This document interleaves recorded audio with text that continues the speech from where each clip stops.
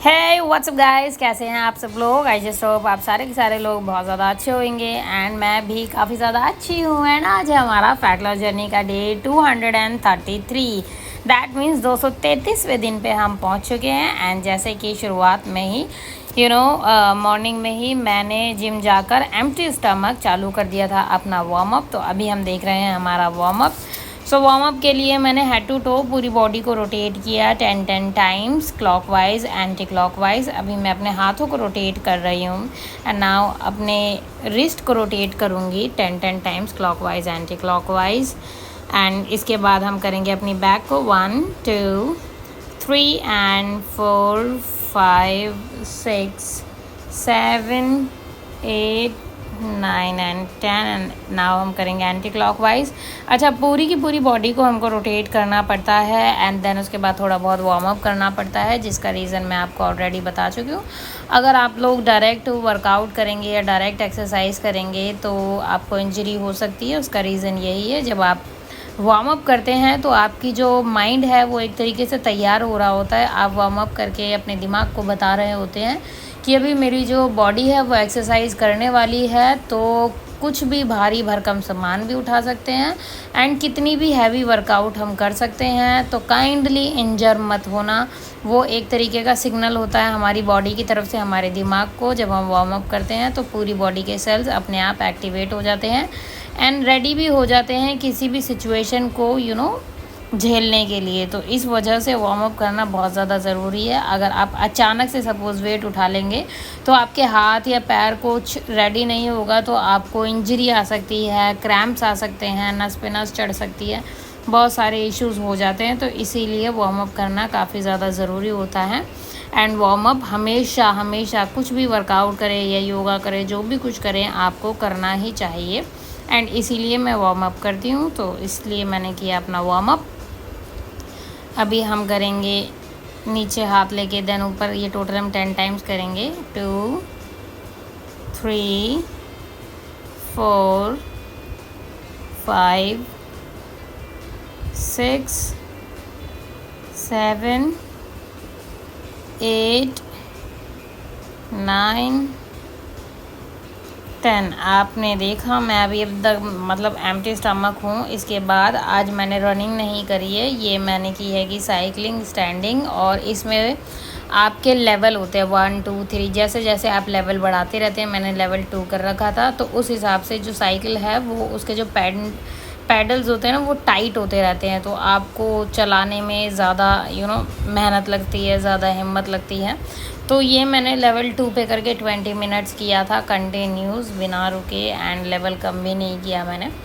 इसके बाद आप धीरे धीरे चाहें तो लेवल बढ़ा सकते हैं एंड शुरुआत हमेशा लेवल 1 से ही करें, क्योंकि वो हल्का होता है एंड देन धीरे धीरे बढ़ा सकते हैं। जैसे जैसे आप लेवल बढ़ाएंगे आपकी कैलोरीज बर्न ज़्यादा होएंगी, क्योंकि आपकी मेहनत जो है डबल लगेगी, लेवल 3 में ट्रिपल लगेगी। इस तरीके से आपकी जो मेहनत है वो भी डबल ट्रिपल होती रहती है।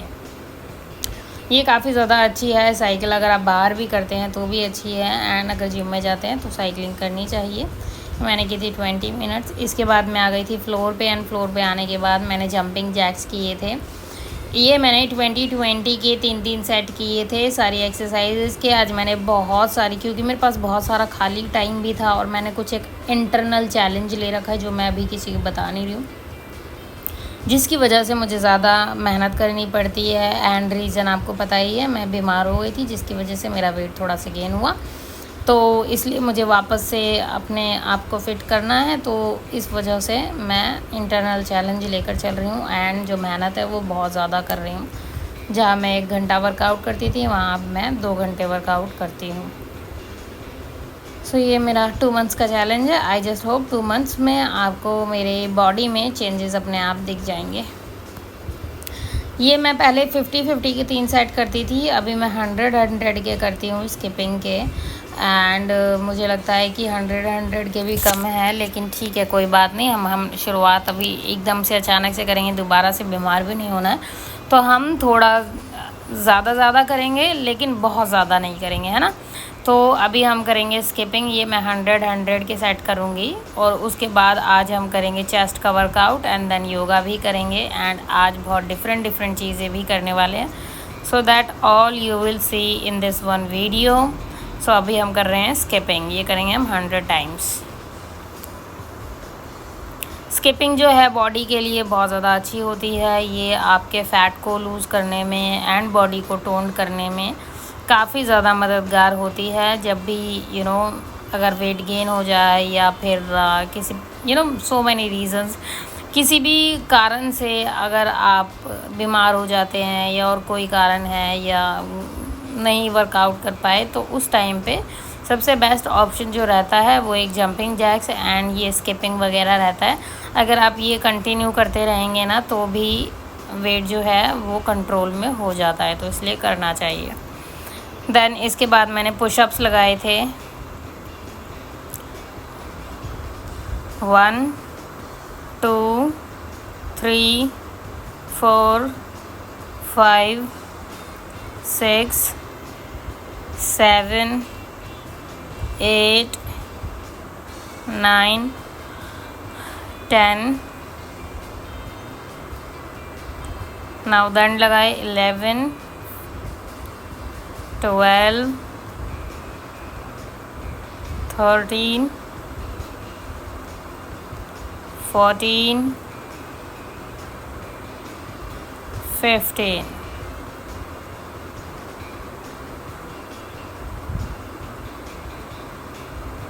देन द सेकेंड बाद हमने किए squats 10 times normal squats, 5 times jumping squats and then 5 times squats plus में साइड, टोटल 20 टाइम्स किए थे हमने। सो अभी मैं ये 10 टाइम्स नॉर्मल स्क्वाट्स कर रही हूँ।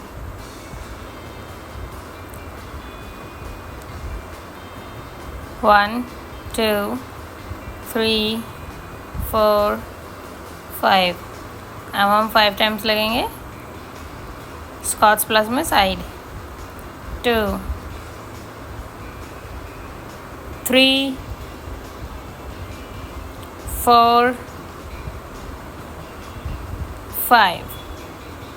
ठीक है, अब इसके बाद आ गए हैं हम अपने चेस्ट के वर्कआउट पे।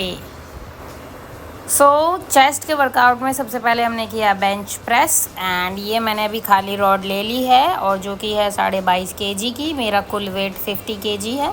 अगर आपका वेट थोड़ा ज़्यादा है 60 किलो या 70 किलो तो आप उस हिसाब से वेट लगा सकते हैं। हम इसके 3 सेट लगाएंगे। पहला सेट मैं खाली मारती हूँ एंड तीनों सेट लगाएंगे हम 12-12 बार। ठीक है, अभी ये मेरा पहला सेट हो गया कंप्लीट। अब मैंने 2.5 kg के डंबल लगा दिए एंड अब हम करेंगे इसका दूसरा सेट। आप अपने वेट के अकॉर्डिंग वेट लगा सकते हैं। नाउ 1 2 3 4 5 6 7 8 9 10 11 12 किए थे मैंने टोटल एंड इसके बाद मैंने 5 kg के डंबल लगा दिए। तो ये टोटल हो गए 32.5 kg, 32 kg। ठीक है, नाउ 1 2 3 4 5 6। इसके बाद भाकड़ मेरी मदद कराने के लिए आ गया था। देन हमने किया केबल क्रॉस ओवर।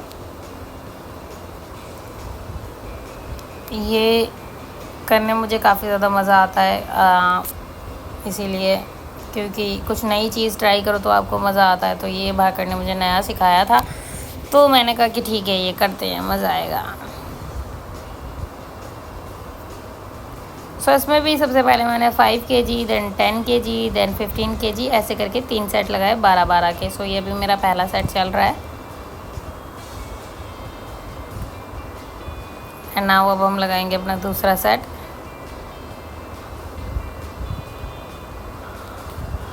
1 2 3 4 5 6 7 8 9 10 11 12। अब हम लगाएंगे अपना तीसरा सेट केबल क्रॉसओवर का। 1 2 3 4 5 6 7 8 9 10 11 12 13। ओके, नाउ अब हम आ गए इंक्लाइन डंबल बेंच प्रेस पे एंड हमने ले लिए डंबल्स। इसमें भी मैंने पहले 5 kg then 7.5 kg then 10 kg के 3 सेट लगाए थे। सो ये अभी मेरा पहला सेट चल रहा है।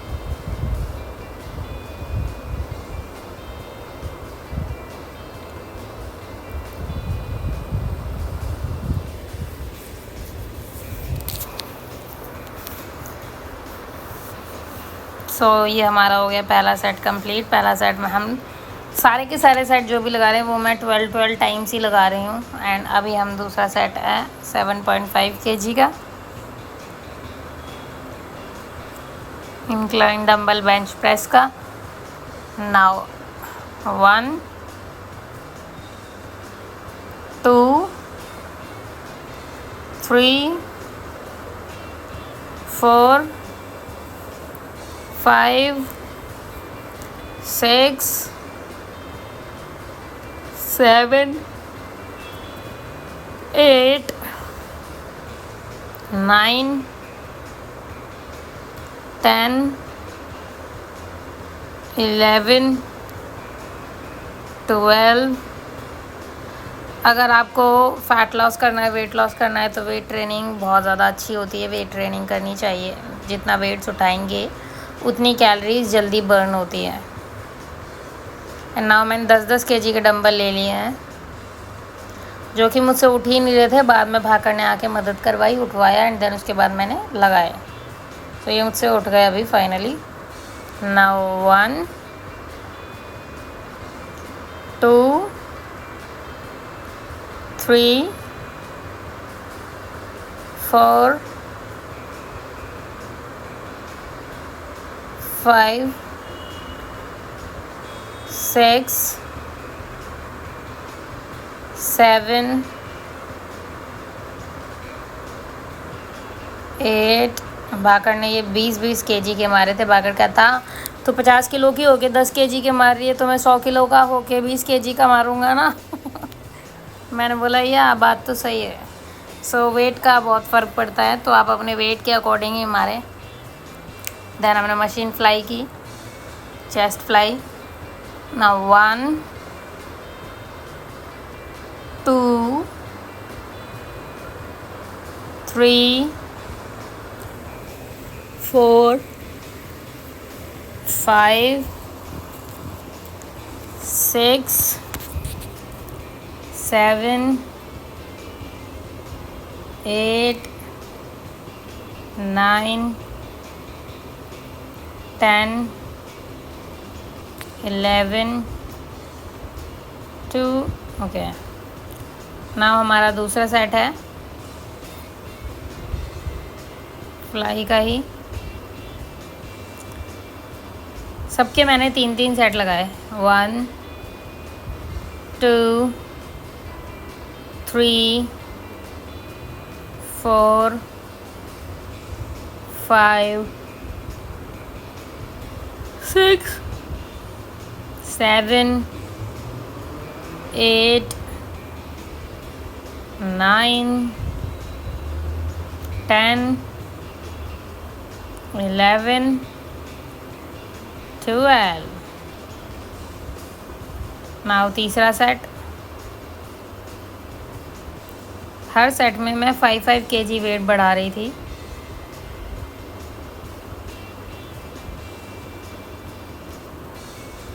नाउ 1 2 3 4 5 6 7 8 9 10 11 12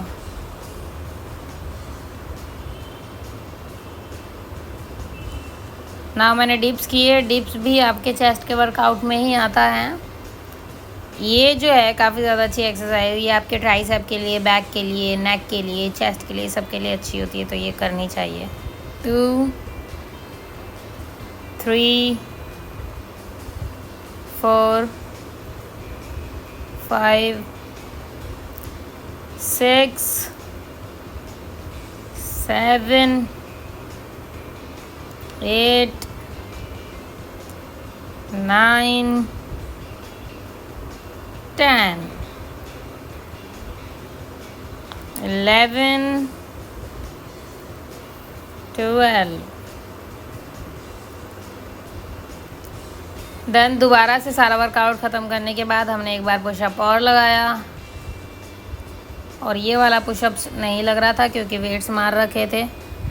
देन उसके बाद पुशअप लगाना थोड़ा हार्ड हो जाता है, but I tried my best and मैंने पूरे 10 टाइम्स पुशअप किया एंड 5 टाइम्स दंड किया।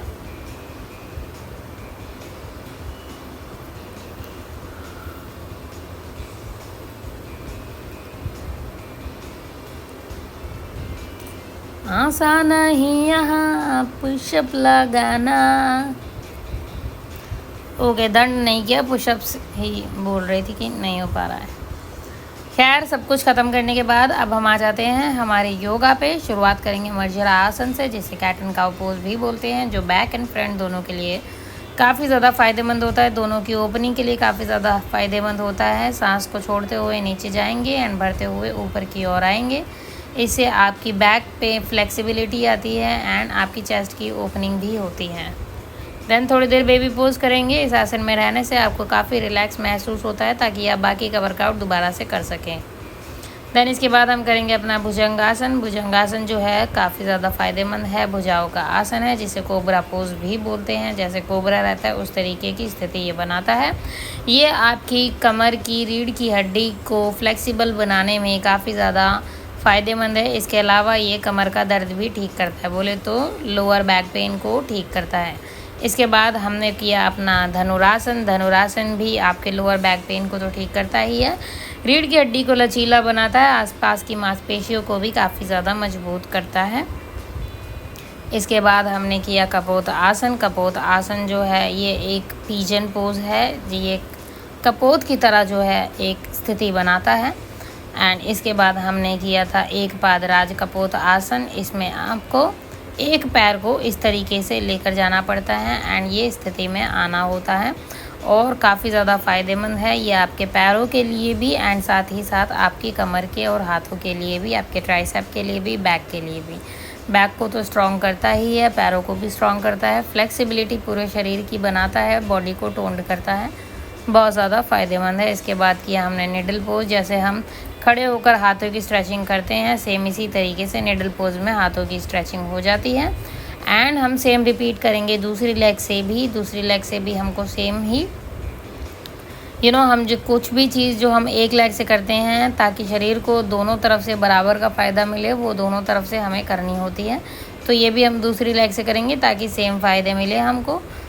देन इसके बाद एक पादराज कपोत आसन करेंगे। ये जो है काफ़ी ज़्यादा मतलब मेरा फेवरेट आसन है। आपने मेरी हर वीडियो में ऑलमोस्ट सुना होगा कि ये मेरा कितना फेवरेट आसन है, लेकिन आजकल इसको करने में मुझे, क्योंकि जब आपकी शरीर की थोड़ी सी चर्बी बढ़ जाती है तो ये आसन करने में दिक्कत होती है। एंड होली के बाद मैं बीमार ऐसी पड़ी थी कि मेरी 1-2 kg चर्बी बढ़ गई थी, मतलब 1-2 किलो बढ़ गया था, जो मुझे वापस से घटाना है, लेकिन जिसकी वजह से मेरी बॉडी थोड़ी सी स्टिफ हो गई थी, तो बहुत अच्छे से नहीं हो पा रहा था। तो सॉक्स की मदद से मैं वो कर लेती हूँ राज कपूर आसन, लेकिन करना ज़रूरी है क्योंकि जब आप करेंगे तभी चर्बी कटेगी।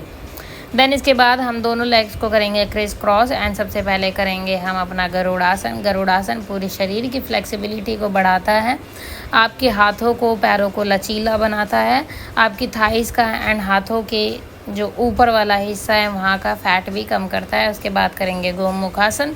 गोमुख आसन गाय की मुख की तरह आसन होता है, ये काफ़ी ज़्यादा फायदेमंद होता है। सेम ही हम रिपीट करेंगे दूसरी लेग से भी। सबसे पहले करेंगे गरुड़ आसन दूसरी तरफ से, क्योंकि हमें दोनों जो भी आसन दोनों तरफ से किए जाते हैं उन आसनों को हमेशा दोनों तरफ से रिपीट करना चाहिए ताकि आपको सेम ही फ़ायदा मिले। अब हम कर रहे हैं गोमुख आसन। ये आपकी रीढ़ की हड्डी को सीधा करने में काफ़ी ज़्यादा फ़ायदेमंद है, ये आपके ट्राइसेप के फैट को घटाने में काफ़ी ज़्यादा फ़ायदेमंद है। देन इसके बाद हमने थोड़ा सा अपने लेग्स को स्ट्रेट किया एंड किया पश्चिमोत्तानासन। पश्चिमोत्तानासन जो है आपकी पेट की चर्बी को ख़त्म करता है, पाचन क्रिया को सुधारता है। अगर आपको गैस्ट्रिक प्रॉब्लम है, गैस की दिक्कत है, तो ये गैस्ट्रिक प्रॉब्लम भी ठीक करता है।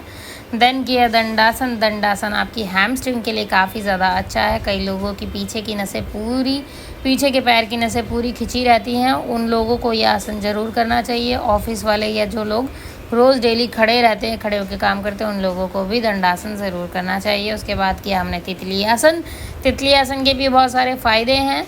एंड देन किया हमने बद्ध कोणासन। बद्ध कोणासन के भी बहुत सारे फ़ायदे हैं। सबसे ज़्यादा फ़ायदा तो यही है कि ये आपके पाचन क्रिया में काफ़ी ज़्यादा सुधार लाता है। इसके अलावा पीसीओडी में एंड जो गर्भवती महिलाएं होती हैं उनके लिए भी फ़ायदेमंद है, लेकिन इसे आपको 1 या 2 महीने बाद नहीं करना चाहिए। देन इसके बाद हम लेट गए पीठ के बल एंड अब हम करेंगे पीठ के बल लेटने वाले आसन, जैसे कि सबसे पहले हम कर रहे हैं अर्ध हलासन। उसके बाद हम कर रहे हैं पूर्ण हलासन। पूर्ण हलासन में भी बहुत ज़्यादा फ़ायदेमंद है, पेट की गैस तो निकालता ही है, पेट की चर्बी भी काटता है। इसके अलावा रीढ़ की हड्डी के लिए, पैरों के लिए बहुत ज़्यादा फ़ायदेमंद है। अब हम कर रहे हैं कर्ण पीड़ासन। इसमें दोनों पैरों से अपने कानों को दबाना होता है, कान को पीड़ा देनी होती है, जिसे कहते हैं कर्ण पीड़ासन। इसके बहुत सारे फ़ायदे हैं, ये भी चर्बी को घटाने के लिए काफ़ी ज़्यादा फ़ायदेमंद है, ये आपके चेहरे और दिमाग के लिए भी फ़ायदेमंद है। इसके बाद हम कमर को पकड़ते हुए करेंगे सर्वांगासन, जिसे आसनों की रानी बोला जाता है। सर्वांगासन में पूरा जो ब्लड सर्कुलेशन है वो विपरीत दिशा में बहता है, उल्टा बहता है। सारा का सारा ब्लड सर्कुलेशन आपके सर में आता है, आपके चेहरे पे आता है, जिसकी वजह से आपको मानसिक प्रॉब्लम जो होती है उनसे तो छुटकारा मिलता ही है। इसके अलावा आपका चेहरा भी अच्छा हो जाता है, आपके बाल भी अच्छे हो जाते हैं, चेहरे की झुर्रियाँ भी हटाने के लिए काफ़ी ज़्यादा फ़ायदेमंद है।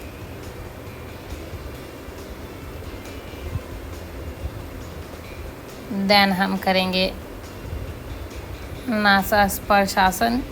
इसे हम एक पाद नासा स्पर्शासन, इसे हम एक पैर से नाक को स्पर्श करेंगे।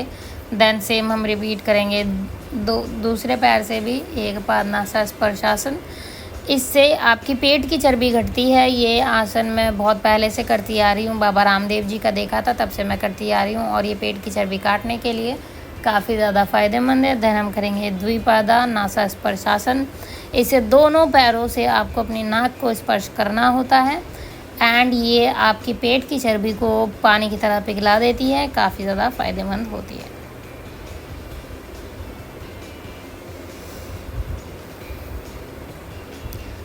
क्लैचर निकालने के बाद हम कर लेंगे अपना चक्रासन, जिसे व्हील पोज भी बोलते हैं। एंड चक्रासन जो है ये आपकी रीढ़ की हड्डी के लिए काफ़ी ज़्यादा फ़ायदेमंद होता है। इसके अलावा पेट की चर्बी को काटने के लिए काफ़ी ज़्यादा फ़ायदेमंद होता है। अगर आप चाहते हैं आपकी पेट की चर्बी ख़त्म हो जाए तो ये आसन आपको ज़रूर करना चाहिए। अगर आप अपने चेहरे की झुर्रियाँ हटाना चाहते हैं या 10 साल छोटा दिखना चाहते हैं तो भी आपको ये आसन ज़रूर करना चाहिए, क्योंकि ये आपको सिर्फ छोटा ही नहीं दिखाता है, आपका चेहरा भी एकदम चमकदार और टाइट बनाता है, इसलिए इस आसन को करना चाहिए।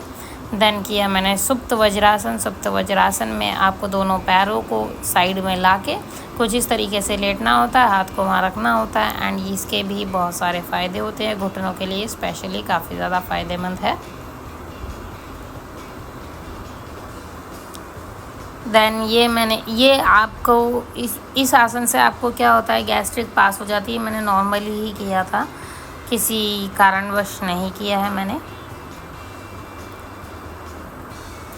इसके बाद क्योंकि थोड़ा सा टाइम और था तो मैंने कहा यार टाइम है तो एक काम करते हैं, हम शीर्षासन वगैरह, शीर्षासन तो मैं नहीं कर सकती, मैंने क्लचर वगैरह लगा रखा था।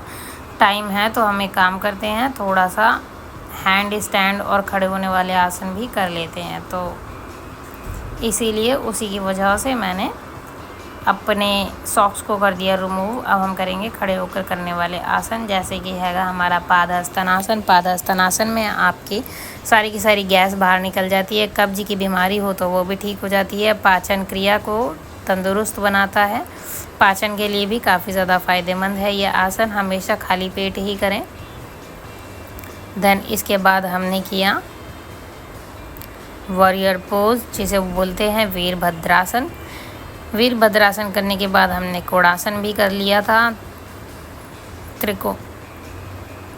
जिसे त्रिकोणासन बोलते हैं, जिसे ट्रायंगल पोज भी बोलते हैं। उसके साथ ही क्योंकि वेरिएशन में ये जा रहा था एंड फ्लो के साथ बह रहा था तो हमने कर लिया। देन सेम ही वॉरियर पोज के साथ हमने थोड़ी देर वॉरियर पोज में रहने के बाद हमने कर लिया त्रिकोणासन। त्रिकोणासन के भी बहुत सारे फ़ायदे हैं, यह आसन ज़रूर करना चाहिए।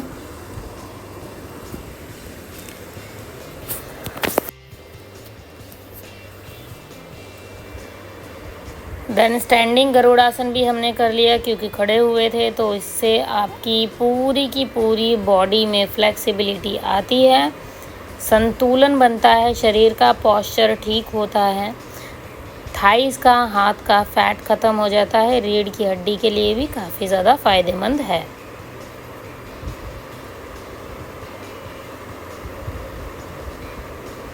देन नमस्कार आसन करते हुए हमने किया अपना सूर्य नमस्कार।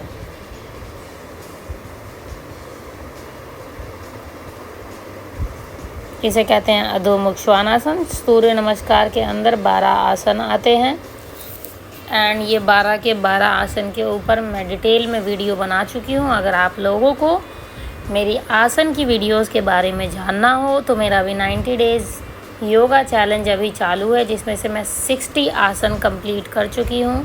एंड जैसे कि उसमें बैठकर करने वाले आसन, पेट के बल लेटकर करने वाले आसन, पीठ के बल लेटकर करने वाले आसन और खड़े होकर करने वाले आसन सारे इंक्लूड हैं।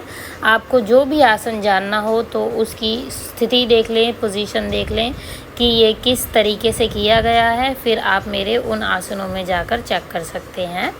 एंड मैंने सबके बारे में डिटेल में बता रखा है। सो अभी हम कर रहे हैंगे सूर्य नमस्कार। सूर्य नमस्कार मैंने कुल मिलाकर 2 बार किया, क्योंकि आपको दोनों पैरों से करना होता है।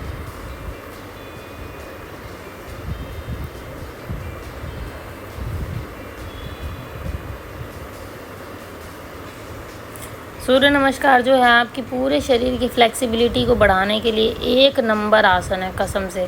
अगर आप कोई भी आसन नहीं करते, सिर्फ सूर्य नमस्कार भी करेंगे ना, तो भी आपके लिए बहुत ज़्यादा फ़ायदेमंद है।